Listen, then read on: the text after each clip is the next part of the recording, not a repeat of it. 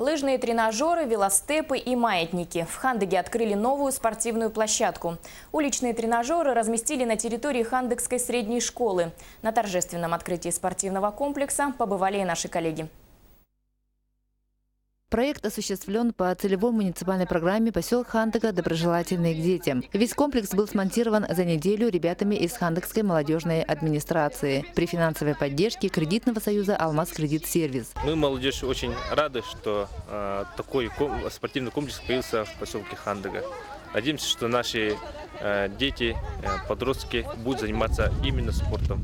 В спортивном объекте под открытым небом одновременно может заниматься до десятка спортсменов. Комплекс стоимостью около 900 тысяч рублей приобретен за счет администрации муниципального образования поселок Хандыга. На открытии директор Хандыгской средней школы Лидия Сахибова поблагодарила всех спонсоров, которые помогли осуществить мечту детей в реальность.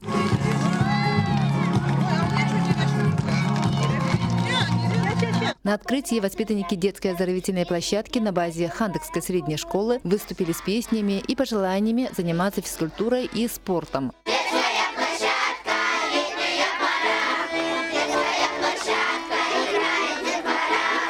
В этот же день они опробовали бесплатный спортивный комплекс, куда входит 8 тренажеров различной направленности для развития всех групп мышц, начиная от лыжных тренажеров и заканчивая маятником и велостепом. Мария Винокурова, НВК Саха, Хандыга.